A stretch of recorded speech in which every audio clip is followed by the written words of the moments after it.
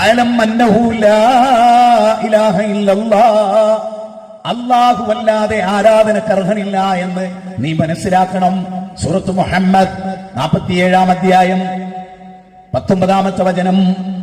എല്ലാ വചനങ്ങളിലും അല്ലാഹുവല്ലാതെ ആരാധനക്ക് അർഹനില്ല, അവനെ മാത്രമേ ആരാധിക്കാവൂ. വജിത്തനിബുത് താഗൂത്ത്, എല്ലാ ദുർമൂർത്തികളെയും കൈവടിയണം എന്ന് പറയാനാണ് എല്ലാ പ്രവാചകന്മാരും വന്നത്. അഫ്ളലു മാ കുൻതു അന വന്നബിയ്യൂന മിൻ ഖബ്ലി ഖൗലു ലാ ഇലാഹ ഇല്ലല്ലാഹ്. എന്റെ മുമ്പ് കഴിഞ്ഞു പോയ സകലമാന പ്രവാചകന്മാരും ലോകത്തോട് പറഞ്ഞ വചനങ്ങളിൽ ഏറ്റവും പ്രധാനം ലാ ഇലാഹ ഇല്ലല്ലാഹ് എന്നാണ്. ഉഖാദയിലും ദുൽമജാസിലും മജന്നായിലും അന്തിമ ദൂതനായ ഖാതിമുൻ നബി റസൂലുള്ളാഹി സ്വല്ലല്ലാഹു അലൈഹി വസല്ലം ഖുലു ലാ ഇലാഹ ഇല്ലല്ലാഹ് തുഫ്ലിഹു, ലാ ഇലാഹ ഇല്ലല്ലാഹ് പറയൂ തുഫ്ലിഹു, നിങ്ങൾക്ക് വിജയിക്കാം എന്ന് ലോകഗുരു പഠിപ്പിക്കുകയാണ്. ലോകത്തെല്ലാ പ്രവാചകന്മാരും ഒന്നാമതായി പറഞ്ഞത് ആരാധനക്കർഹൻ അല്ല മാത്രമാണ് എന്ന വസ്തുതയാണ്.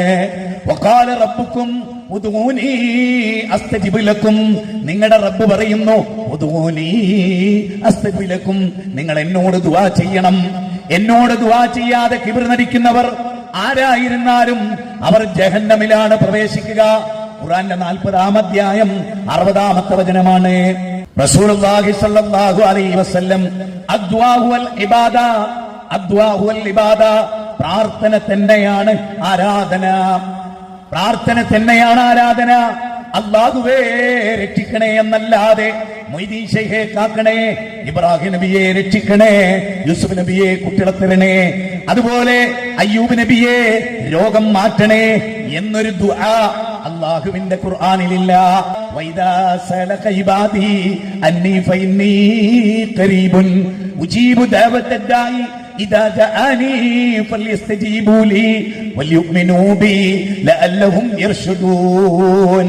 എന്റെ അടിമകൾ എന്നെ കുറിച്ച് ചോദിച്ചാൽ പറയണേ നബിയേ ഇന്നി ഖരീബുൻ, ഞാൻ അവരുടെ സമീപസ്ഥനാണെന്ന്. ദുആ ചെയ്യുന്നവർ അടിവരയിട്ടോളണം. ദുആ ചെയ്യുന്നവർ എന്നോട് ദുആ ചെയ്യട്ടെ, അസ്തജിബ് ലക്കും, ഞാൻ അവർക്ക് ഉത്തരം നൽകുന്നതാണ്.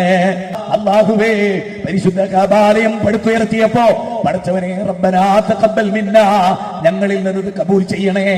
ആ റബ്ബന എന്നിടത്ത് ഒരു നബിയുടെ പേരില്ല, ഒരു വലിയുടെ പേരില്ല, ഒരു മലക്കിനെ വിളിക്കുന്നില്ല, ഒരു ജിന്നിനെ വിളിക്കുന്നില്ല, ഒരു ബീവിയെ വിളിക്കുന്നില്ല. റബ്ബന റബ്ബന അല്ലാഹുമ്മ എന്ന വിളിയല്ലാതെ വേറെ ഒരൊറ്റ വിളിയും കാണുക സാധ്യമല്ല സഹോദര. എല്ലാം അല്ലാഹുവിനോടാണ്. നമ്മൾ എത്ര പ്രാർത്ഥനകൾ ചെയ്യുന്നുണ്ട്.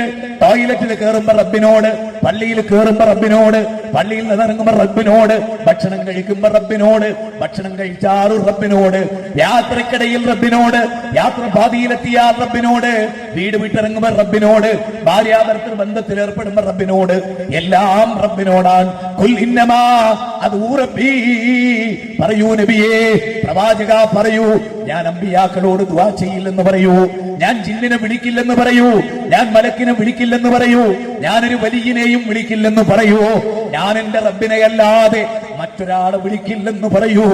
ഈ ആയത്തെങ്ങനെ ചുരണ്ടിക്കളയും? ഈ ആയത്തെങ്ങനെ ഖുർആനിൽ മാറ്റിവെക്കും?